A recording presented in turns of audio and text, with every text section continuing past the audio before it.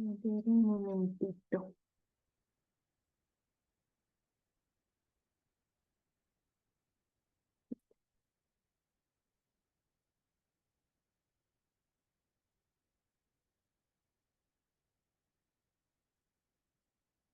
Me avisan, por favor, si se ve.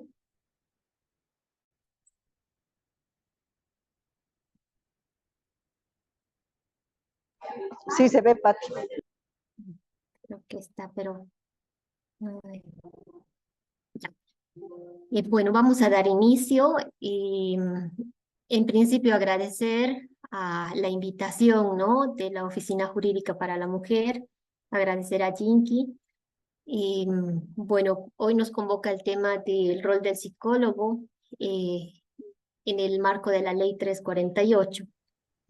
Ya. Ahora sí. Entonces, para esto necesitamos tener algunos conceptos claros que los vamos a ir definiendo a continuación. ¿Qué es la psicología jurídica, por ejemplo? ¿No? Eh, la psicología jurídica es un área de la psicología encargada de describir, explicar, predecir e intervenir sobre el comportamiento humano, que tiene lugar en contexto jurídico, ¿no? Con la finalidad de contribuir a la construcción y práctica de sistemas jurídicos objetivos y justos, ¿no? Entonces, el papel del psicólogo en el campo de la psicología jurídica, en el campo de estos procesos judiciales es muy importante, ¿no? En esta perspectiva, el comportamiento humano se concibe como un conjunto que incluye no solo la conducta fácilmente observable, sino también los procesos cognitivos, emocionales, las creencias, actitudes de las personas. Por ejemplo, una conducta observable puede ser que una mujer víctima de violencia se mantenga, ¿no? En una relación de maltrato. Y tal vez cuestionamos, ¿no? A la señora que le gusta que le maltrate, ¿no? Pero hay procesos más allá de la conducta. Por ejemplo, procesos cognitivos. Están las distorsiones cognitivas, ¿no? Que son creencias irracionales. Por ejemplo, pueden tener la idea de que no sirven para nada, que no van a poder lograr nada si se separan de su pareja, y realmente, ¿no? Lo creen, ¿no?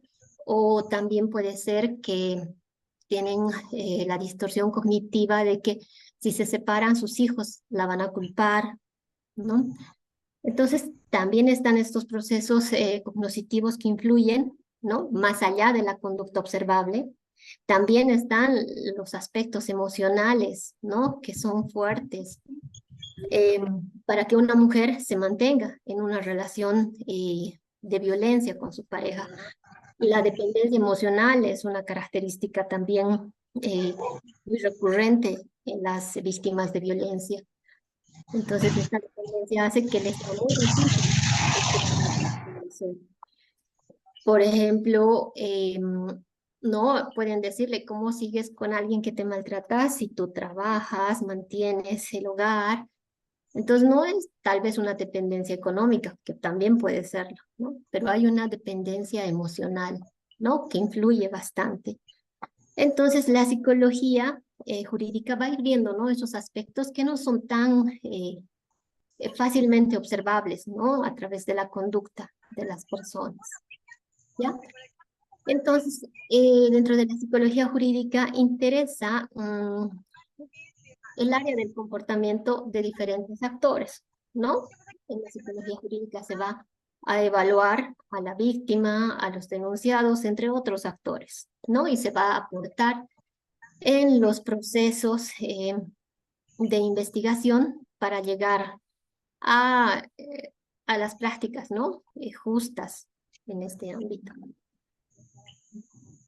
Ahora, yo creo que ustedes han estado ya trabajando mucho con el tema de la ley, eh, de la ley 348, ¿no? Entonces, ahora vamos a ver el objeto y la finalidad.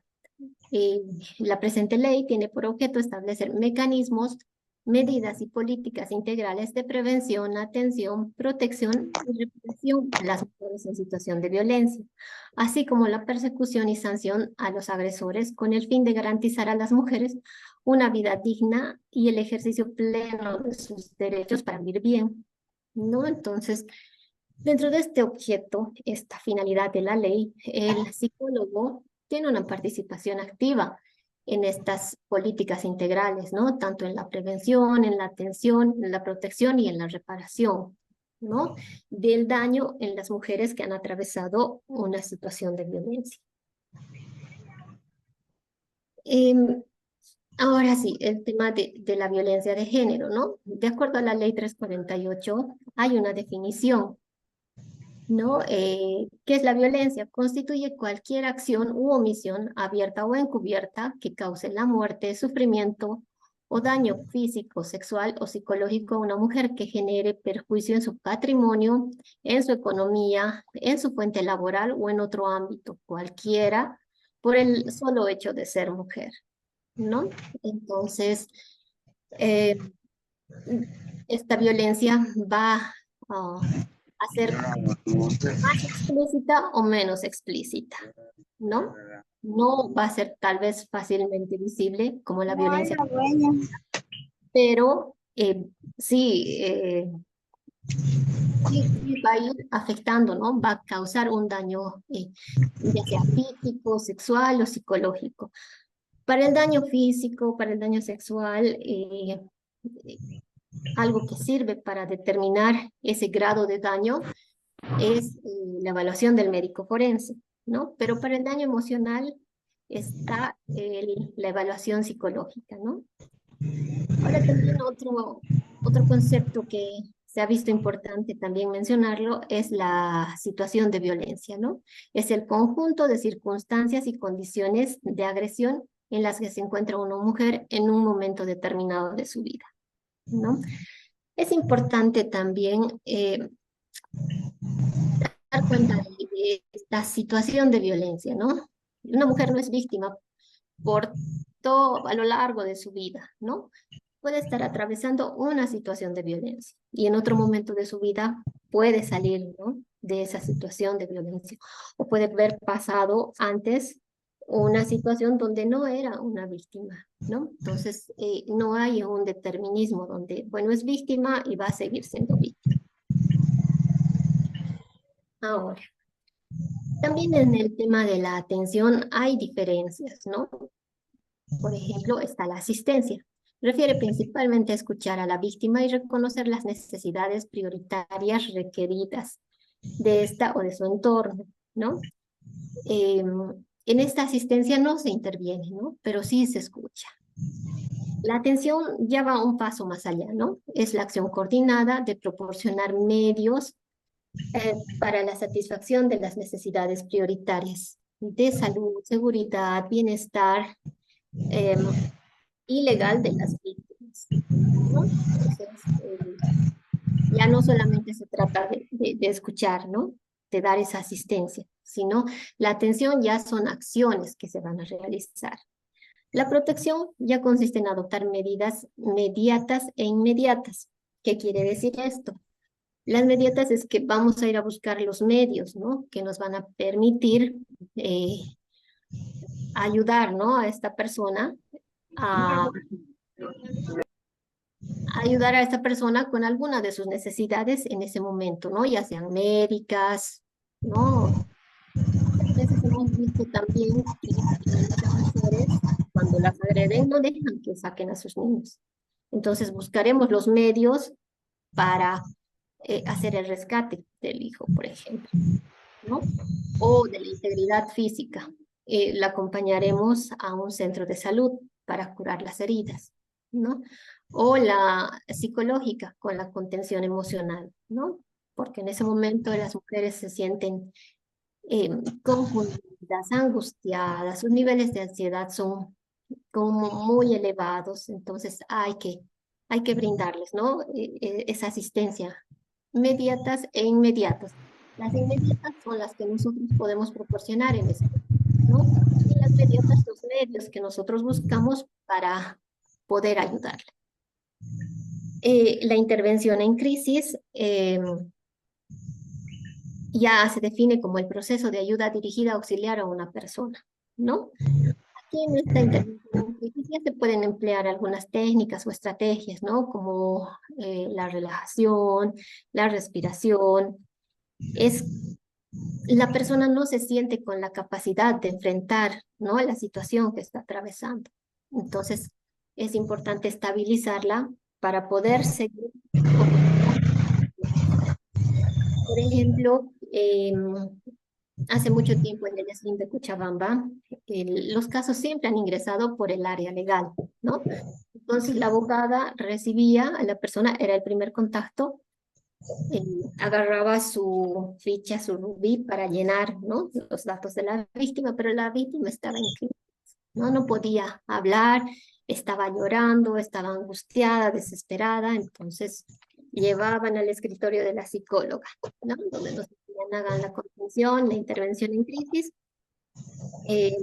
para que bajen los niveles de angustia y luego la regresan al escritorio de la abogada, ¿no?, cuando ella esté más tranquila y pueda relatar sus vivencias.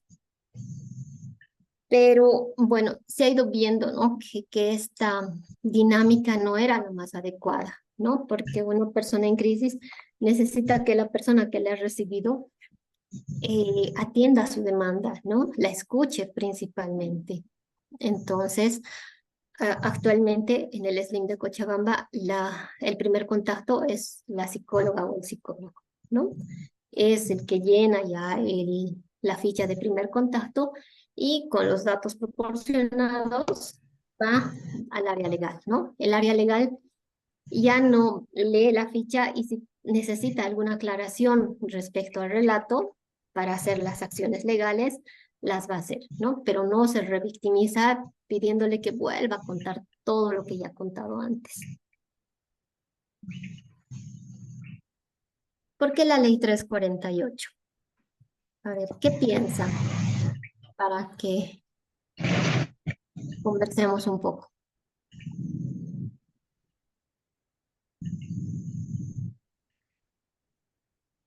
¿Creen que es necesario actualmente la ley 348? Sí, ¿Por qué? porque nos respalda como nuestros derechos, hacerlo conocer nuestros derechos como mujer. ¿Alguien más? Es una normativa legal, buenas noches, es una normativa legal que si bien a la fecha no ha frenado del todo el problema de la violencia, pero sí es una normativa que nos protege en todo sentido dentro de las 17 tipos de violencia que se manifiestan, ¿no?, diariamente dentro del hogar. Sí, exactamente, ¿no? También es importante, ¿no?, analizar que esta ley se da porque vivimos en una sociedad patriarcal, ¿no? El tema de la violencia de género está inmersa en diferentes niveles, ¿no?, estructurales de la sociedad. Entonces, también es una sociedad machista. Todavía en reuniones de varones se escuchan mensajes de desvalorización hacia las mujeres, ¿no? Y cada día vivimos, como ha dicho la compañera, en las noticias, ¿no?, que una mujer ha sido agredida, ¿no? En Bolivia, 8 de 10 mujeres viven alguna situación de violencia, ¿no? Pero no todas denuncian, ¿no? Solo el 17% de ellas denuncian la agresión, ¿no? Entonces, vivimos en una sociedad violenta. Es necesario tener una ley que nos respalde, que nos proteja. Y bueno, si bien, como dice la compañera, la ley no va a frenar, ¿no? Por eso su enfoque es integral, ¿no? El tema de la prevención también es muy importante. Gracias. Ok. Como decía la compañera, ¿no? Y seguramente lo saben, están los 17 tipos de violencia. Carlos. Ahora, el artículo 8 de la ley 348 nos habla, ¿no? De que es responsabilidad del Estado con carácter intersectorial y presidido por el ente rector, que es el Ministerio de Justicia, adoptar y coordinar la ejecución de mandatos de la presente ley en toda política pública y plan nacional que involucre, ¿no? Entonces, en, en las alcaldías, en la gobernación, hay políticas públicas con este tema de la violencia de género. No, en la alcaldía están los SLIMs, en la gobernación, y en Cochabamba tienen, ¿no? Una casa de acogida para mujeres víctimas de violencia. ¿No? Y todas estas instancias, todas estas organizaciones territoriales de base van a tener que aplicar acciones de prevención, de atención y protección, ¿no? El psicólogo actúa en los tres niveles. Sabemos que la prevención también tiene niveles, ¿no? ¿No? En la prevención primaria, que es más de información, es más a poblaciones grandes, ¿no? Y la prevención secundaria ya es más de atención para que ese hecho de violencia no siga ocurriendo, ¿no? Por eso se dan todas las medidas de protección a las mujeres, se sigue todo el proceso y el acompañamiento, ¿no? Y la prevención terciaria es ya la reparación, ¿no? Esta persona que ha salido de esa situación de violencia adquiera las herramientas suficientes, necesarias para relacionarse con su entorno, ¿no?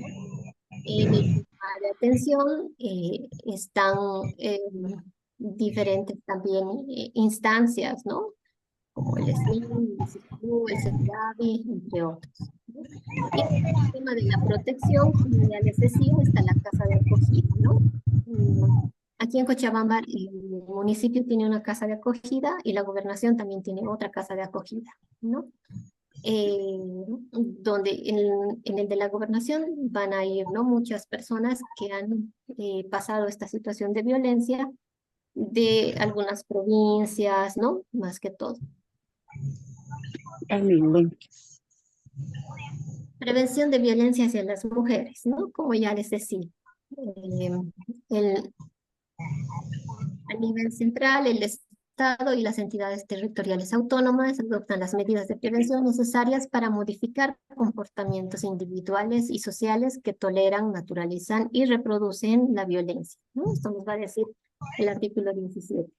Entonces, la ley nos habla de una prevención estructural en diferentes niveles, ¿no? En diferentes estructuras del Estado, como salud, educación,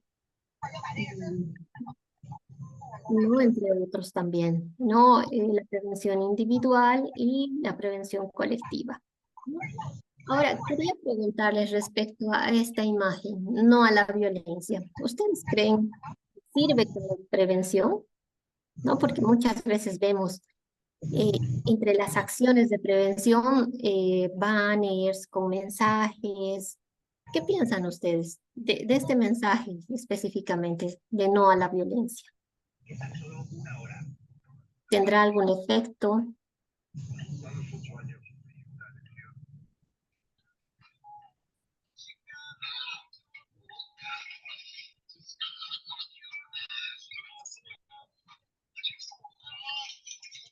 A ver, algo.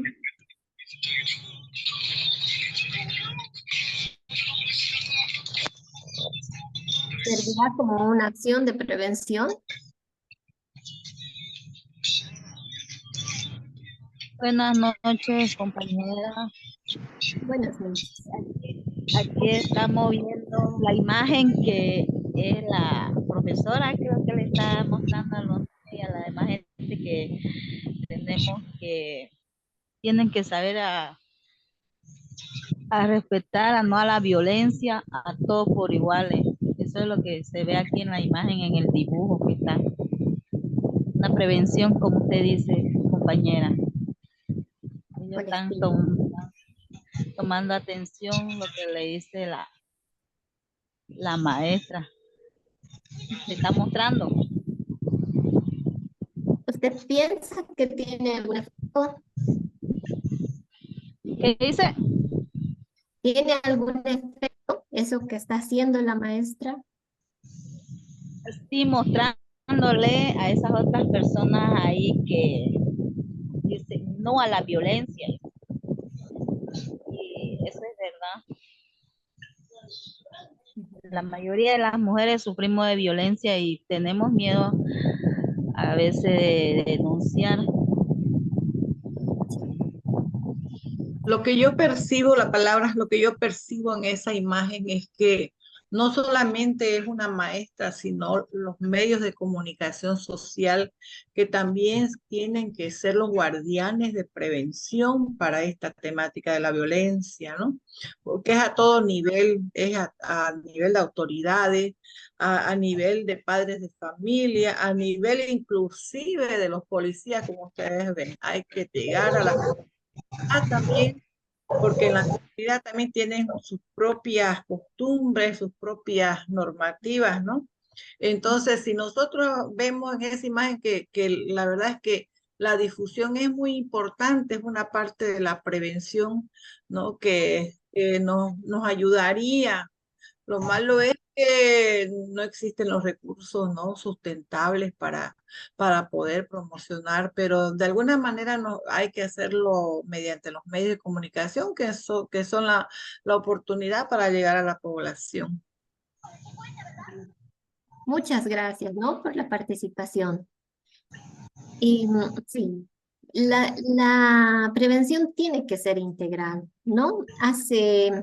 Hace varios años hicieron una investigación en la zona sur, ¿no? Con adolescentes, porque habían hecho como varios talleres, ¿no? De promoción, de información sobre los métodos anticonceptivos para evitar el embarazo adolescente. Entonces, cuando han ido a hacer ya después de todo la evaluación del efecto de todo eso que habían hecho, de todas esas campañas que habían hecho, se encontraban con que las adolescentes estaban muy bien informadas, ¿no? Sabían muy bien los métodos anticonceptivos, pero seguían prevaleciendo los embarazos adolescentes. Entonces, sí está bien la información, ¿no? Porque es muy importante que una mujer sepa cuáles son sus derechos, que una mujer sepa dónde puede denunciar, a qué teléfono llamar. Y eso está muy bien, pero no siempre solo la información va a funcionar, ¿no? Hay que ir más allá con el tema de la prevención, porque no es suficiente la información, ¿no? Hay mujeres que pueden conocer muy bien el tema de la ley, conocer los tipos de violencia, identificar cada tipo de violencia, ¿no? Y pueden estar viviendo en una situación de violencia, a pesar de tener el conocimiento. Entonces, la prevención tiene que ser integral, ¿no? Sí, no todas las personas son iguales. Entonces, para alguna persona sí le sirve, ¿no? Ah, bueno, está pasando esto en mi casa, tengo este número y voy a llamar. Pero otras personas, ya habrá que ver, ¿no? Sus procesos internos también, la situación, las condiciones de su vivencia. Es importante comprender también todo eso, ¿no? Y ver estrategias de prevención que abarquen a toda la población, ¿no? Es importante la información, sí, pero no nos podemos quedar ahí, ¿no? Hay que ir. Ahora, las instancias de atención a mujeres en situación de violencia, ¿no? Que seguramente ustedes ya las conocen, que están las instancias receptoras de denuncia, que es el Ministerio Público, la Fiscalía y la FELCB, ¿no? La policía a través de la FELCB, ¿no? Que están encargadas de la investigación y la tramitación de las denuncias, ¿no? Y también tenemos a las instancias promotoras de denuncia, ¿no? Que están el SLIM, DNA, CICPLUS, CEPDAVI, autoridades indígenas campesinas, cuando corresponda, ¿no? Entonces, ¿cuáles son las funciones de estas instancias promotoras de denuncia? las funciones de las promotoras de denuncia son integrales, ¿no? Van a ir a dar respuesta a necesidades diferentes de la víctima, ¿no? Necesidades de salud, como ya se había dicho, ¿no? Mediatas o inmediatas. ¿Y tu padre dónde se fue? ¿Cuáles son las funciones de las instancias promotoras de denuncia? ¿No? Estas los hechos Pero no la iba a pelear, o sea, iba a tener poco. tiene su micrófono encendido. Entonces está priorizar la atención de la víctima. Cuando una víctima llega con marcas visibles de una agresión, ¿no? Cuando estaba en el SLIM y hacíamos turnos por las noches, ¿no? Porque la atención sí era en el día y en la noche teníamos que dar respuesta también a situaciones de emergencia. Entonces venían mujeres o nos llamaban de la FELCB para ir a atender a las mujeres que estaban denunciando. Y llegábamos y eran mujeres muy maltratadas, con mucho dolor, que habían esperado además en la FELCB a que les atiendan como 1 hora, ¿no? Y para que se haga la denuncia tenían que esperar como otra hora, ¿no? Imagínense el dolor que siente una mujer que ha sido brutalmente agredida y tiene que estar en una silla de la FELCB, ¿no? Entonces se ha observado estas situaciones con los policías, ¿no? Y los policías nos decían, es que si la dejamos ir, va a convencer, ya no va a querer denunciar, porque incluso está dudando ahora. Bien, es complicado, ¿no? Porque ¿qué es importante? La denuncia, la persona, las dos cosas, ¿no? Es un tema también complicado que tal vez lo podemos analizar al final. Entonces, el tema de salud es prioritario, ¿no? El bienestar físico de la víctima en ese momento es importante. Entonces, habrá estrategias que se pueden implementar. Acompañar al centro de salud, prever que tenga todas las opciones, un calmante, no sé, y regresar para que pueda realizar la denuncia. Entonces, es prioritario cuando está comprometida la agresión física, sexual de la víctima, ¿no? Contención emocional cuando se encuentre en estado de crisis, como ya se dijo, ¿no? Es importante bajar esos niveles de ansiedad, de angustia, pero es importante también explicar, ¿no? Una mujer puede estar en crisis porque salió escapando de su casa y no pudo sacar a su hijo. Hay que darle, ¿no? Las respuestas necesarias para bajar esa angustia, ¿no? Explicarle el procedimiento. Vamos a ir con la defensoría y con la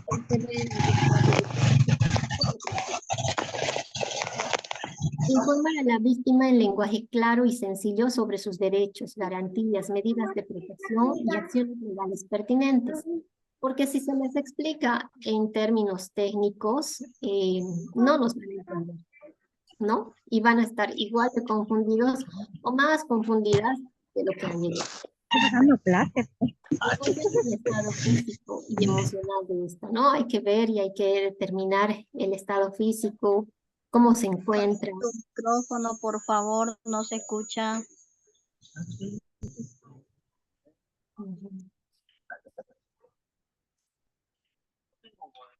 Ya. Entonces, brindar información actualizada y precisa sobre los servicios gubernamentales y no gubernamentales disponibles para su atención y tratamiento, ¿no? También muchas veces les angustia no saber dónde ir, ¿no? Entonces, estoy sin mis cosas, estoy con mis hijos, si es un estudiante, no tengo nadie, no tengo con quién quedarme, entonces se le explica, ¿no? Que hay una casa de acogida donde puede quedarse. Hay que explicarle claramente cuál es la dinámica también de la casa de acogida, ¿no? Que no sea una sorpresa o cuando llegue a la casa de acogida quiera salirse o quiera irse. Entonces, vamos a ver lo que es el primer contacto. ¿no? Qué bueno. El primer contacto el servidor público, de preferencia un psicólogo, realiza con la víctima es muy importante, ¿no? El objetivo primordial es la contención emocional, ¿no? El resguardo de su integridad y psicológica. La evaluación de riesgo y la información, evitando la revictimización con un tratamiento irrespetuoso. Como ya les contaba, ¿no? En el SLIM de Cochabamba sí ha sido como un proceso también, ¿no? De ir explicando que el primer contacto se debía realizar o debía ser realizado por una psicóloga, ¿no? Sin embargo, las condiciones de cada SLIM es diferente, ¿no? Ahí tenemos conocimiento que hay SLIMs en las áreas rurales que tienen solamente un abogado, ¿no? Que hace de psicólogo y trabajador social. Entonces habrá que también que capacitar a ese personal, ¿no? Entonces, toda instancia que tiene el primer contacto con la víctima deberá enmarcar su actuar en la previsión del artículo 43 de la ley 348, ¿no? Las instancias de recepción, investigación y tramitación deberán brindar a la víctima el apoyo y un trato digno, respetuoso, acorde con la situación, facilitando al máximo las gestiones que deben realizar. Entonces, este primer contacto es fundamental, ¿no? También va a ayudar a que la víctima no desista de hacer la denuncia, ¿no? Si hay un buen contacto donde se siente escuchada, donde se siente entendida, vayan identificando sus necesidades y se vayan viendo también cómo se pueden ir ayudando, ¿no? Con estas necesidades urgentes. Tengo miles de leches. Entonces, es importante que este primer contacto le dé seguridad a la víctima, ¿no? De que la institución va a poder ayudar, porque las víctimas llegan con muchas dudas. Ahora sí. No se escribir en frente así. Tienen sus micrófonos abiertos. Apague su micrófono, compañera, por favor. No se escucha bien nada. Justo vamos a hablar de la escucha activa. Ahí nada. Entonces,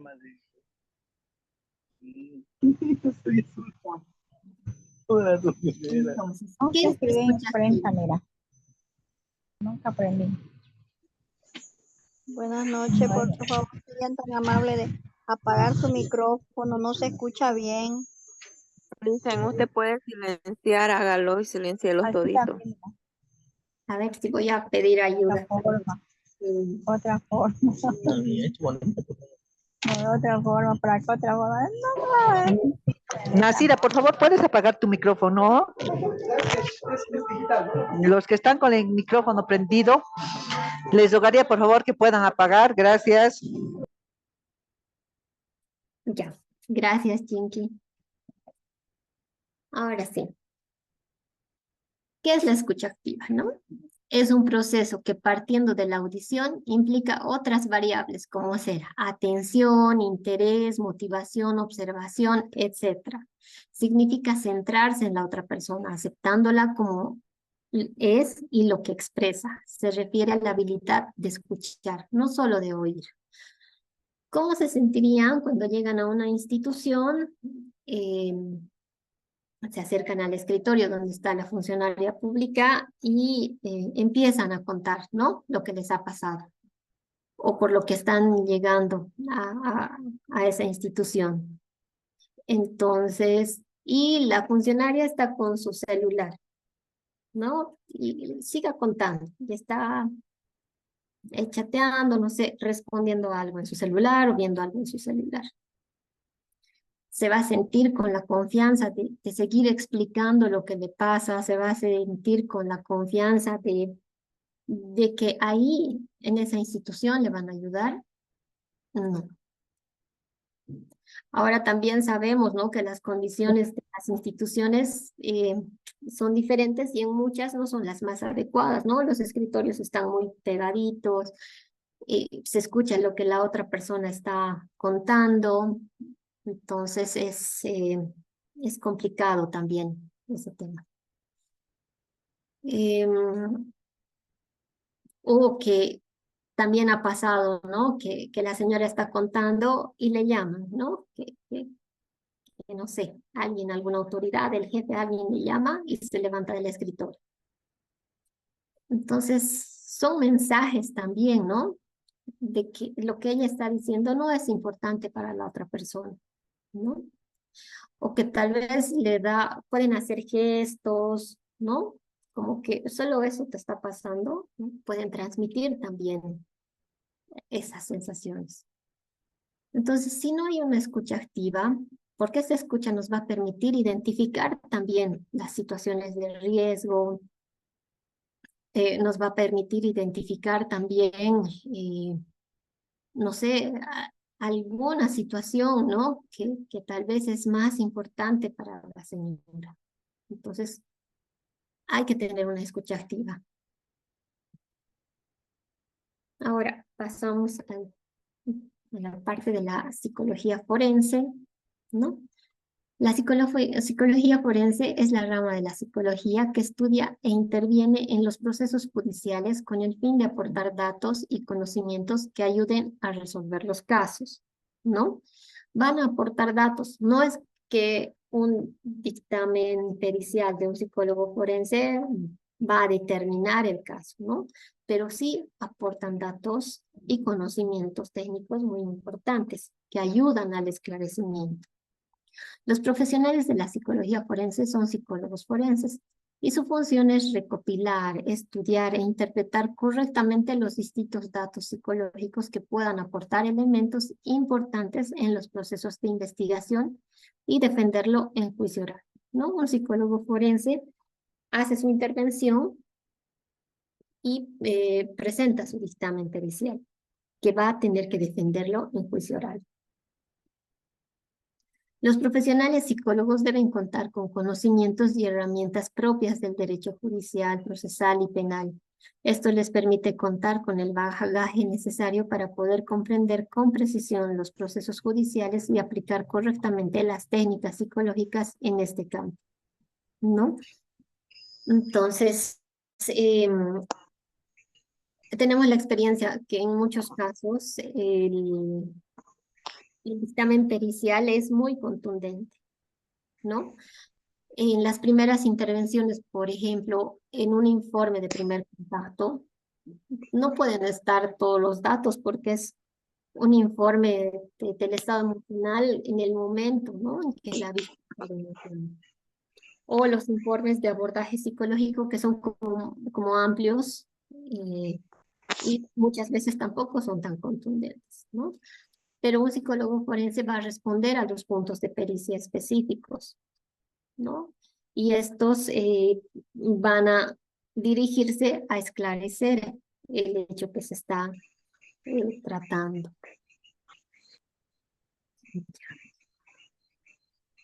Ahora, ¿cuáles son las funciones de un psicólogo o psicóloga?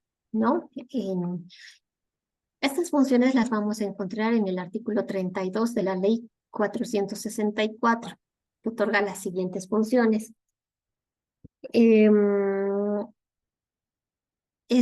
Entre las funciones están procurar una relación de confianza con la víctima para obtener la suficiente información. Esto se va a dar también a partir de la escucha activa, ¿no? De tener presente todo lo que la señora nos está contando. Indagar y evaluar el riesgo para tomar decisiones que apoyen prioritariamente la participación de la víctima en el proceso penal, ¿no? Entonces, también es importante dirigir la entrevista, ¿no? Para indagar y evaluar este riesgo. Proponer en coordinación con la abogada o el abogado patrocinante designado la credibilidad del relato como medio de prueba. Realizar entrevistas individuales o en grupo a la familia o a la víctima. Entonces, También entre las funciones está otorgar a la víctima tratamiento de contención en crisis, así como a su entorno familiar, aplicando técnicas que permitan ofrecer orientación y terapia para resolver problemas psicológicos causados por el delito, ¿no? Sí se hace la contención en crisis en primera instancia y ya posteriormente se va a brindar, ¿no?, el tema de la terapia psicológica para, tanto para la víctima como para la familia, que pueden ser los niños. Cooperar en la selección y aplicación de métodos, técnicas y procedimientos adecuados para evitar la revictimización, obteniendo de la víctima la información que coadyuve en el proceso de investigación y en el proceso judicial, ¿no? Entonces, la intervención en casos de violencia es una atención integral, ¿no? Entonces, habrá que coordinar con el área social, habrá que coordinar también, el psicólogo coordina con el área legal y ver, ¿no?, las mejores opciones, ¿no?, las técnicas que uno va a utilizar para dar la información necesaria al área legal para que pueda procesar el tema de la denuncia, ¿no?, para que pueda hacer el tema de la denuncia. Participar junto a la víctima en actuaciones judiciales y en todos los escenarios que sea posible para evitar su revictimización, ¿no? Esto es algo que en la práctica no siempre se hace, ¿no? Uno, por la carga laboral, principalmente pienso, y que se hacen las actuaciones inmediatas y el acompañamiento y el seguimiento es una debilidad, no sé si solamente en el SLIM, creo que también la FELCB nos ha dicho que tiene esa debilidad, entonces hay que fortalecer esta parte, ¿no?, del acompañamiento.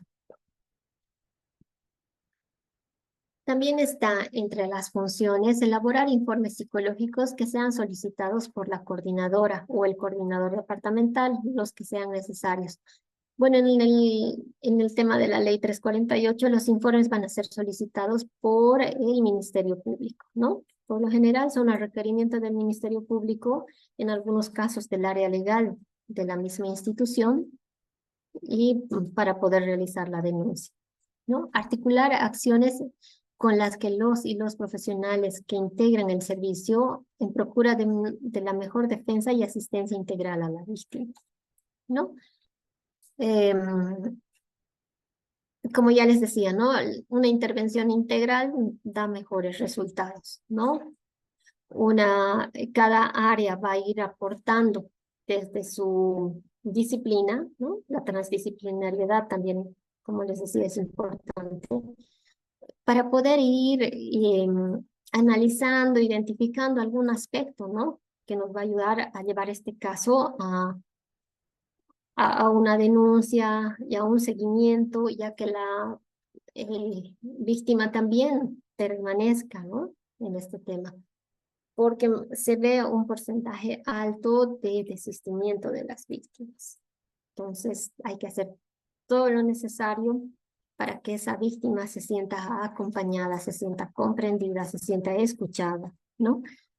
Y pueda seguir también con la denuncia. Ahora, vamos a ir viendo cuál es la actuación del psicólogo en las diferentes instancias. Por ejemplo, el psicólogo o psicóloga, ¿no?, es un psicólogo forense, realiza peritajes psicológicos a requerimiento de la fiscal. Su función es recopilar, estudiar e interpretar correctamente los distintos datos psicológicos que pueden aportar elementos significativos en los procesos de investigación y defenderlos en juicio oral, ¿no? Entonces, principalmente los psicólogos del IDIT van a realizar peritajes, ¿no? Y estos, de acuerdo también a estas pericias, en este último tiempo, creo que el año pasado ha salido la guía del Ministerio Público para los peritajes, no solamente psicológicos, ¿no?, peritajes médicos, no me acuerdo, criminalística, etcétera, ¿no? Son los diferentes peritajes que se realizan, ¿no? En el tema de la ley 348, los puntos de pericia son evaluar el daño psicológico, ¿no? También está la secuela del daño y establecer la presencia de algún grado de intimidación, ¿no? Entonces, como ya les decía, ¿no? El médico forense va a medir el grado de daño físico que hay en la víctima y le va a otorgar los días de impedimento. Entonces, el psicólogo forense va a evaluar el grado de daño psicológico, ¿no? La violencia psicológica, cuánto ha dañado a esta víctima. Para eso, los psicólogos forenses del IDIF tienen, ¿no? Sus técnicas e instrumentos para identificar. Uno de los instrumentos que más resultados da en este tema es el EGEP-5, ¿no? Que va a evaluar el estrés postraumático. Entonces, y nos va a ayudar, nos va a permitir identificar el grado de daño psicológico, ¿no? Y cómo está afectando, tanto individualmente, a nivel social, a nivel laboral. El tema del daño psicológico puede anular a una persona, ¿no? Porque debido a las amenazas constantes, por ejemplo, no sé, de hacer daño a la familia o de hacerle daño a la persona, entonces incluso limita la seguridad de ella para poder ir al trabajo. Está constantemente alerta de que si alguien le sigue, ¿no? Está constantemente alerta de que sus hijos estén bien. Entonces, afecta también, ese daño psicológico afecta a diferentes niveles, ¿no? Social, familiar, laboral incluso. Entonces, puede ser muy limitante. Entonces, habrá un grado mayor de afectación psicológica. Y eso se lo va a determinar en una pericia, ¿no? Y respondiendo a los puntos de pericia. Psicólogo de la UPABT. La unidad de atención a víctimas y testigos, ¿no? Entre las funciones, es un psicólogo forense con un posgrado, realiza evaluaciones psicológicas a víctimas. ¿Qué evaluaciones realiza del estado cognitivo, conductual, emocional en relación al hecho denunciado, ¿no? Hace contención en crisis, entrevista psicológica informativa, entrevista psicológica en anticipo de prueba, entrevista estructurada en un juicio oral, ¿no? Esto ya está determinado también, ¿no? Hasta ahora se ha visto que los psicólogos de la UPABT hacen, ¿no? Evaluaciones que aportan también en el proceso de investigación. También está reparación del daño psicológico del usuario para participar en actos investigativos, en audiencia y en juicio oral. Cuando estaba trabajando en el SLIM también llegaban, ¿no? Requerimientos para brindar terapia a la víctima, ¿no? Y de forma confidencial. Entonces las víctimas venían al SLIM a recibir la terapia y los psicólogos de la UPABT hacían el seguimiento correspondiente a esas terapias, ¿no? Se tenía que hacer el informe, la trabajadora social y la psicóloga estaban constantemente en comunicación con el psicólogo a cargo de la terapia. También hacen el acompañamiento psicológico, identificación de factores de riesgo y necesidades de protección para las medidas de protección, participación como testigos en juicio oral, brindar información a la víctima o testigos y también es responsable de la cámara GESE, ¿no? Las funciones del psicólogo del SLIM, ¿no? Que también están establecidas en la ley. Es realizar la contención en crisis a la víctima cuando así lo requiera, como ya hemos explicado. Promover y realizar procesos terapéuticos a la víctima de violencia, terapia de pareja, terapia familiar. En el SLIM de Cochabamba hay un servicio específico de estas terapias, pero tienen, ¿no? Sus condiciones.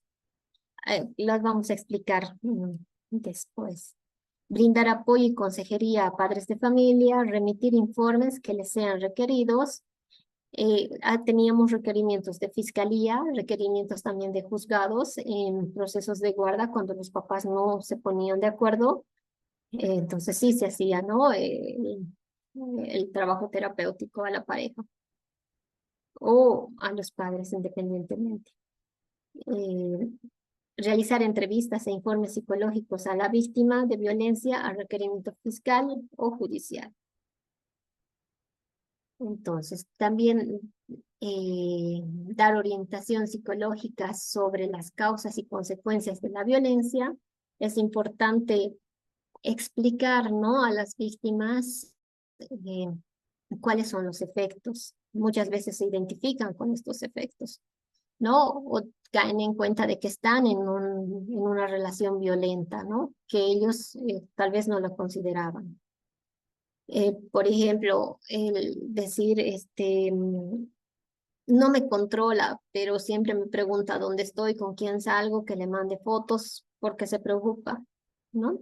Entonces, pero son acciones de control. Realizar la preparación y acompañamiento a la víctima como una función estricta es, como les decía, que pienso que esa es una debilidad en las instituciones, el tema del acompañamiento. Realizar la reparación, asesoramiento a la víctima para la recepción de su testimonio, interrogatorio y contrainterrogatorio en caso de ser necesario y a requerimiento exclusivo del Ministerio Público es algo que por lo general no se realiza o no hay mucha demanda respecto a eso. Elaborar informes psicológicos y realizar el respectivo seguimiento en los casos que se soliciten por parte de los juzgados, del órgano judicial, así como también de la Fiscalía Departamental, ¿no? Y otras funciones que les confiere la ley. Ahora sí, vamos a explicarles. En el SLIM de Cochabamba, como todo es un proceso y una construcción, a partir del año 2017, más o menos, a mediados, es que se, se da como una estructura programática específica, ¿no? Eso va a garantizar el presupuesto para este servicio de terapias. Antes eran servicios terciarizados, ¿no? Había una convocatoria, una licitación, bueno, pero no eran como servicios permanentes, ¿no? Ya después del 2017 se vuelven con una estructura programática específica y una asignación de presupuesto y las contrataciones de los psicólogos serán directos. Entonces, el servicio de terapias, en este servicio, el psicólogo que trabaja en estos servicios realiza terapias familiares, de pareja, grupales, a mujeres y a hombres que ejercen violencia, ¿no? Porque también en la ley 348 especifica, ¿no? Brindar terapia a hombres agresores. Entonces, el SLIM en Cochabamba realiza, ¿no?, los programas específicos para la terapia familiar, ¿no?, donde el objetivo es brindar un espacio terapéutico a la familia con problemas de desestructuración familiar o violencia intrafamiliar. Pero hay en estos servicios, ay, se me dio la palabra, las condiciones, ¿no? No puede venir al servicio de terapia familiar cuando hay violencia física, ¿no? O han iniciado una denuncia, se arrepintieron y quieren ir al servicio de terapia familiar, ¿no? Entonces esta terapia familiar no va a ir a cubrir, ¿no?, temas de violencia. Entonces hay condiciones para que la pareja pueda o la familia pueda ingresar a esta terapia familiar. La terapia grupal para personas que ejercen violencia, ¿no? Que en un principio se llamaba terapia grupal para agresores, ¿no? Que ha habido también como un debate sobre el término de agresores, que era una calificación como víctimas, ¿no? Donde no es una situación por la que pasan, sino es un agresor antes y después, entonces no hay posibilidad de cambio. Entonces, el servicio se ha llamado terapia grupal para hombres que ejercen violencia, ¿no? Entonces, en este servicio va a brindar un apoyo terapéutico a estas personas que han ejercido violencia, facilitándoles estrategias que les permitan el reconocimiento de sus pensamientos, emociones, para la incorporación de habilidades que propicien relaciones saludables con sus entornos, ¿no? Están estructurados ay, no me acuerdo muy bien, son 14 sesiones que deben cumplir y al final de las 14 sesiones, habiendo trabajado los temas también que están programados, se hace un informe, ¿no? A la instancia que ha solicitado, que puede ser juzgado o fiscalía.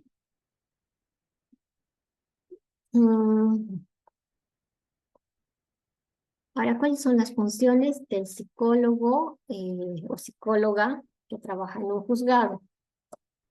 El psicólogo forense o clínico realiza evaluaciones psicológicas a niños, niñas, adolescentes, mujeres y hombres en general en procesos de familia, niñez, casos de divorcio, guarda, violencia, etc., ¿no? Responden a un requerimiento judicial, ¿no? Entonces, muchas veces cuando hay situaciones de violencia, los psicólogos del juzgado van a realizar estas evaluaciones y van a responder al juez que les ha dado el requerimiento.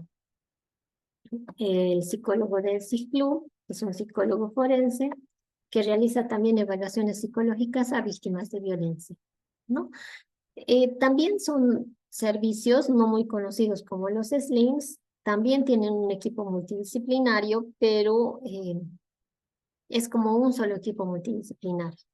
Entonces no abarcan, su atención no es muy abarcativa, ¿no? Tienen bastantes limitaciones. El psicólogo del CEPDAVI, lo mismo, psicólogo forense clínico, también realiza informes psicológicos al requerimiento del Ministerio Público y equipo multidisciplinario para iniciar un proceso de denuncia. ¿No? El psicólogo de la FELCB, y no sé si en todos los departamentos tienen un psicólogo en la FELCB, pero en Cochabamba han habido como tiempos, ¿no? Donde sí habían psicólogos que trabajaban. Creo que eran a contrato, porque un tiempo estaban y otro tiempo no estaban. No sé ahora, o tal vez ahora son más permanentes, ¿no? Son psicólogos forenses o clínicos y realizan intervención en crisis y evaluaciones psicológicas preliminares, ¿no? Es para el inicio de la denuncia, se necesita un informe psicológico preliminar, ¿no? Del momento, del estado emocional en el momento de la denuncia. Entonces, los psicólogos de la FELCB realizaban esos informes. Ahora, pasamos al tema de los informes psicológicos, ¿no? Y, en el SLIM, ¿no? Principalmente se realizaban estos informes, nota informe, informe preliminar, que la denominación también ha tenido como observaciones, ¿no? Como que no existe dentro de la psicología una nota informe o un informe preliminar, ¿no? Pero también la ley los considera como informes de primer contacto también en algún lugar, ¿no? Pero son informes que se realizan, ¿no? En el momento de la denuncia. Como les decía, hacíamos turnos en el SLIM, ¿no? Que no eran en horarios de trabajo, entonces la FELCB nos llama, el psicólogo asiste para hacer el informe preliminar, ¿no? Porque es el informe del momento en que está denunciando, ¿no? Se centra más en el hecho denunciado, ¿no?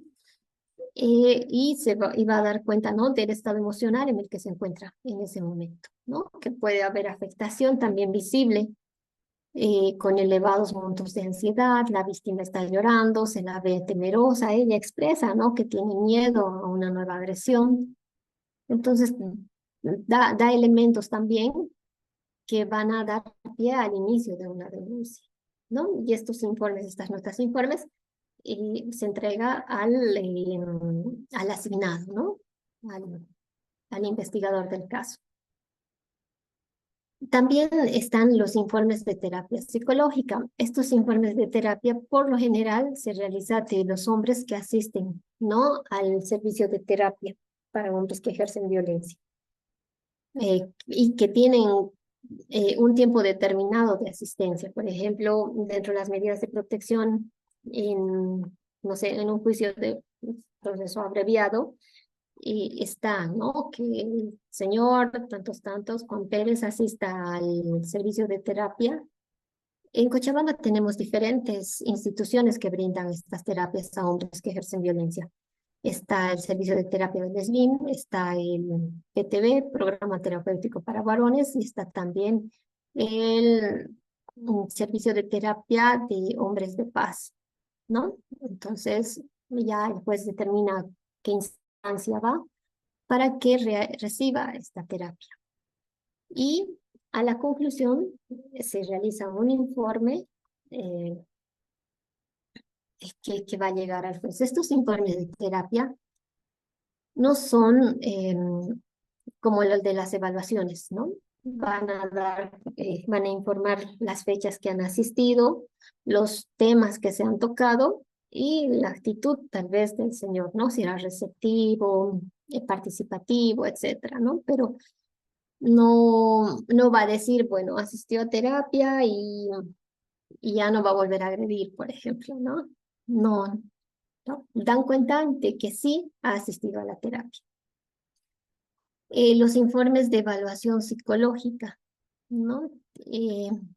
Es importante, ¿no? Que los psicólogos clínicos o forenses que trabajan en las instituciones con la ley 348 tengan conocimiento de la ley, ¿no? Como ya se decía antes. Entonces, hay un requerimiento fiscal para hacer una evaluación psicológica por violencia psicológica. Entonces, el psicólogo tiene que saber la definición de lo que es la violencia psicológica dentro de la ley 348, que es el conjunto de acciones sistemáticas, ¿no? De desvalorización, humillación, menoscabo de la autoestima, ¿no? Y que van a ocasionar una disminución, ¿no? De la autoestima de la víctima. Entonces, con ese objetivo se va a ir a hacer la entrevista y a partir de la entrevista se va a seleccionar los test adecuados para ese caso, ¿no? Para identificar el daño psicológico, ¿no? El efecto psicológico respecto al hecho denunciado, ¿no? Entonces, ese informe psicológico va a tener una entrevista, va a tener una observación de la conducta, los instrumentos que han aplicado, una caracterización psicológica, la integración de todos los datos y las conclusiones, conclusiones y finalmente las recomendaciones, ¿no? Que sí son un aporte importante también dentro del proceso de investigación de los casos de violencia, ¿no? Que también van a defenderse en juicio oral. No todos los casos que realizan una evaluación psicológica van a llegar a una pericia psicológica, ¿no? Hay evaluaciones psicológicas que son contundentes y que son suficientes para llegar y sostener, ¿no? Un juicio. Los enfoques de intervención, tanto para terapia como para la evaluación, es el enfoque de género, que creo que es muy importante dentro del ámbito de la ley 348. El enfoque sistémico, también para el tema de la terapia familiar de pareja, cognitivo-conductual y el enfoque psicoanalítico, ¿no? Hay psicólogos que, bueno, también tienen diferentes enfoques de intervención. Bueno, ya habíamos hablado del informe preliminar, ¿no? Este informe implica una aproximación del estado emocional en el momento de la denuncia, como les había dicho, ¿no? Al requerimiento del área legal, ¿no? Puede ser que el abogado pida un informe preliminar para iniciar la denuncia. O a la FELCB, ¿no? En caso de acción directa, ¿no? Cuando haya arrestado, cuando se interviene, cuando está sucediendo el hecho de violencia, se interviene se arresta al agresor porque es en flagrancia y para sustentar el arresto se necesita el informe psicológico preliminar, ¿no? Y es un informe que se realiza de forma inmediata, ¿no? No tenemos mucho tiempo para estos informes. Entonces hay que tener claro también el objetivo del informe y el procedimiento que se va a realizar, ¿no? En caso de estar aprendido, como les decían, es de 8 horas, ¿no? Entonces, muchas veces la FELCSB llama, ¿no?, al psicólogo cuando ya han pasado, no sé, pues 7 horas y presionan para que se haga el informe inmediatamente porque ya han pasado el tiempo y lo tienen que soltar, ¿no? Si no y estos informes van a ayudar a fundamentar la aprehensión, ¿no?, del arrestado. Y se coordina con FELCSB y Fiscalía. También ya se ha explicado el tema del informe de la evaluación psicológica, que es a requerimiento de Fiscalía o área legal del equipo multidisciplinario. Debe ser realizado en un plazo de 5 o 7 días según requerimiento fiscal. Por lo general nos daban 5 días, ¿no? Pero ya en el último tiempo y de acuerdo también al criterio de las fiscales, he visto que dan un plazo de 7, incluso hasta 14 días. Eso ya depende también de la fiscal. Ahora, ¿qué es lo que se quiere con la evaluación? Con la evaluación psicológica, ¿no? Como ya se ha explicado, se va a determinar el daño psicológico, ¿no? ¿Qué es el daño psicológico? El daño psíquico conforma la denominada huella psíquica del delito y como tal puede aportarse como prueba de cargo, ¿no? De acuerdo a Arce y Fariña. Entonces, el estar inmerso en una violencia sistemática constante va a dejar una huella, ¿no? Va a ir en menoscabo de la autoestima, como lo indica la ley 348, va a producir distorsiones cognitivas, ¿no? La indefensión aprendida, como que nada de lo que haga va a poder ayudarme a salir de esta situación, ¿no? Hay mucho de eso. Entonces, niveles de ansiedad, niveles de angustia. Entonces, hay diferentes indicadores emocionales que dan cuenta de este daño psicológico, ¿no? Evaluar las consecuencias individuales del sujeto atendido junto con todo tipo de repercusiones a nivel familiar, social, laboral, ¿no? Como les decía al principio, no solamente afecta de forma individual, ¿no? De manera emocional. También a nivel familiar hay una afectación, ¿no? A nivel social, a nivel laboral, se ven limitados también de poder ir a su trabajo. El tema de hacer una denuncia implica también tiempo para la víctima, ¿no? Y muchas veces en el trabajo no les dan el permiso, aunque la ley prevé que tienen el permiso, ¿no? A nivel social, muchas veces las víctimas han sido aisladas por el agresor, ¿no? Tanto de su entorno familiar como su entorno social. Entonces, cuando ya se hace la denuncia, no tienen redes de apoyo que las puedan sostener. Entonces, es importante también identificar, ¿no? Cómo ha afectado en estos otros ámbitos la violencia. Aquí está. Lo fundamental es poder verificar la existencia de la lesión psíquica que haya sido producto tanto de una agresión física como de una agresión psicológica, además de evaluar las posibles secuelas existentes, en caso que se observe estabilización o cronicidad en las alteraciones psicológicas, ¿no? Puede haber cierta estabilización en estos síntomas o puede haber cronicidad, ¿no? Que van como que haciéndose más crónicos, más constantes, más parte de la persona, ¿no? Y es más difícil también el trabajo terapéutico. Nexo causal es un término también muy importante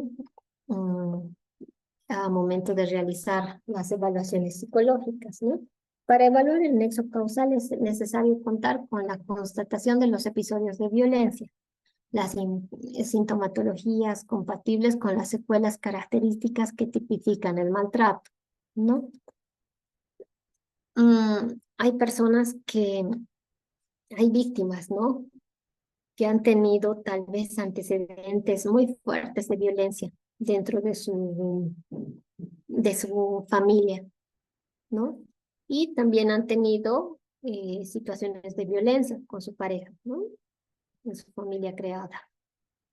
Entonces hay que identificar la sintomatología, ¿no? Bueno, estos síntomas son, esta indefensión aprendida es por la violencia que ha sufrido de su pareja, ¿no? Entonces, la baja autoestima, por esos constantes mensajes de desvalorización, de que no sirves, de que estás gorda, de que nadie te va a querer, que solo yo voy a quererte, todo eso ha ocasionado estos síntomas y no la violencia tal vez que ha sufrido en su familia, que sí posiblemente haya ocasionado otra sintomatología, ¿no? Pero tiene que estar claro, ¿no? El tema de que estos síntomas es por el hecho de violencia que está denunciando. Cuando no es claro eso, es complicado porque pueden observar el informe. Ahora, otro aspecto muy importante también es la evaluación del riesgo, ¿no? La evaluación del riesgo es una intervención también integral, ¿no? No es como que agarramos el test, ¿no? Hay test de evaluación de riesgo, ¿no? Y se va tiqueando. La evaluación de riesgo se tiene que hacer desde el primer momento en que la víctima va a denunciar, ¿no? Se va identificando las situaciones de riesgo, porque muchas veces ni la propia víctima, como ya les decía, identifica, ¿no? Las situaciones de riesgo. Entonces, en el test, si se le pregunta, ¿te controla? Y va a decir no, no, pero sí me pedía que mande fotos, sí me decía que tenía que contarle dónde estoy, con quién estoy, ¿no? Entonces, pero tal vez para ella no es una acción de control, ¿no? Para ella tal vez se preocupa por mí, no sé. Entonces, eh, hay que la evaluación de riesgo se hace desde la entrevista, no solamente con el llenado de los indicadores, ¿no? Entonces, del relato libre efectuado por la víctima, identificar los factores de riesgo para la recomendación de medidas de protección en función de sus características y condiciones específicas, ¿no? Hay instrumentos para la evaluación de riesgo, ¿no? En Canadá está el SARA, es como que el más antiguo, más conocido. Ya los otros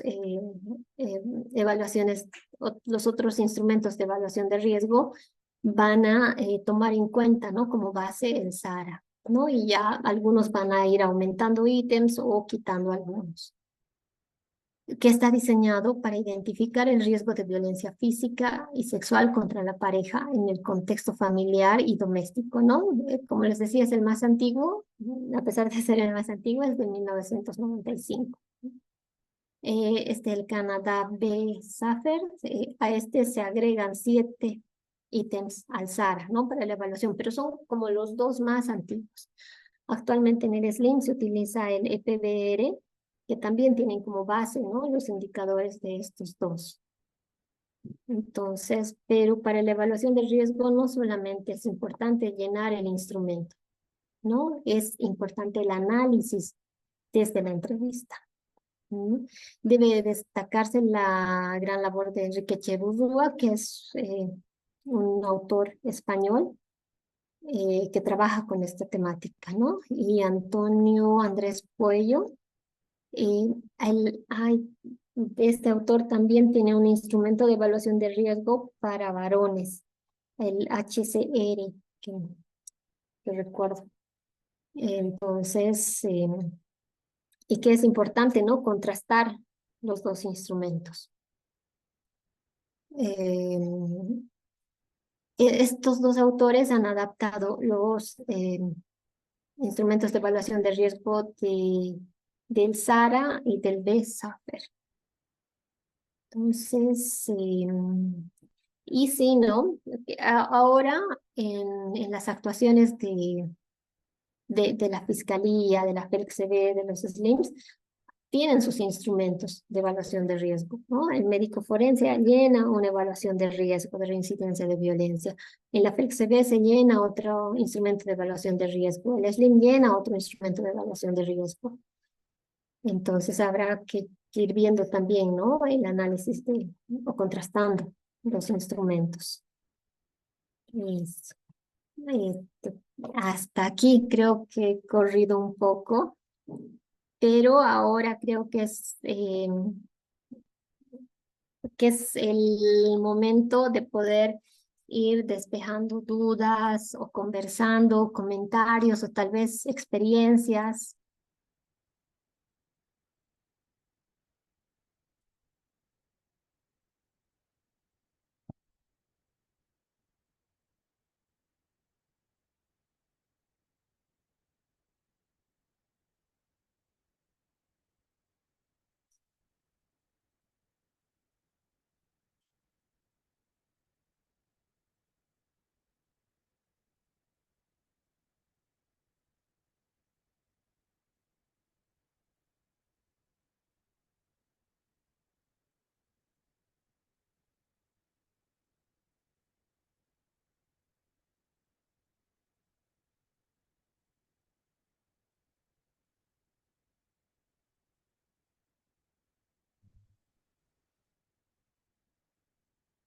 Bien. Si tienen dudas,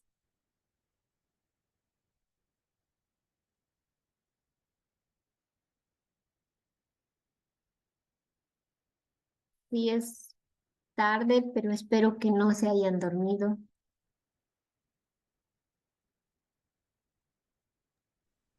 No, Licen, buenas noches, Licen, todo está bien, Licen, todo está bien entendido.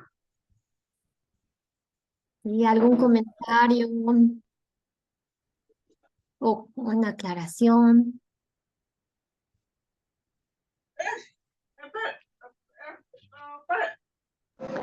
Gracias, Pati. Creo que no hay ninguna duda, ninguna aclaración. Vamos a esperar 2 minutos más.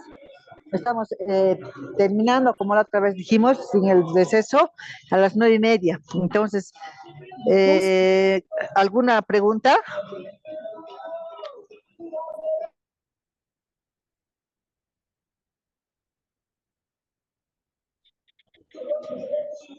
No, está todo bien, Lice, compañera, está todo bien aclaradito, más claro que el agua, de Gracias. Bueno, entender. entonces, un aplauso. A ver, quiero ver que todos levanten sus manos. Un aplauso para la licenciada Patti, que realmente nos ha dado una clase magistral por su vasta experiencia como psicóloga del equipo.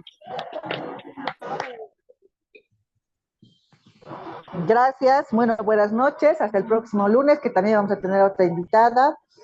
Gracias por la Buenas atención. noches, Buenas Lice. noches. Hasta la próxima. Buenas noches, hasta luego. Hasta el próximo Buenas lunes. noches, Buenas noches, Lice. Lice, hasta mañana, que tengan una Hasta bonita noche. el próximo lunes, Lice.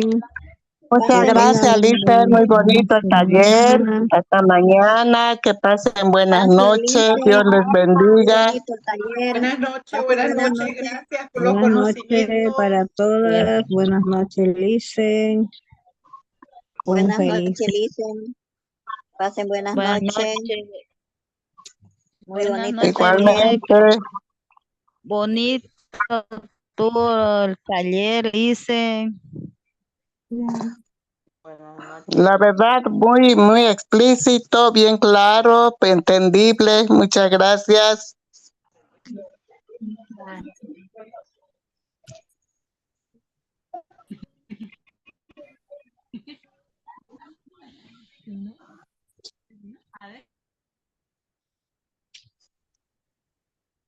Hasta luego, muchas gracias.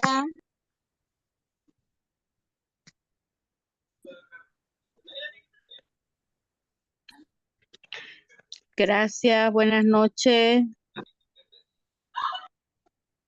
Muchas gracias. Gracias por impartir los conocimientos, licenciada, y le rogaría si nos lo puede dejar la grabación para recordatorio.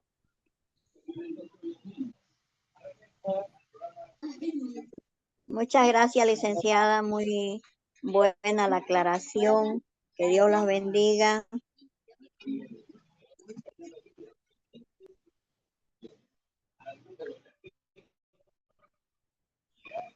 Buenas noches, hasta mañana, Licen. Pasen buenas noches. Bendiciones. Adiós.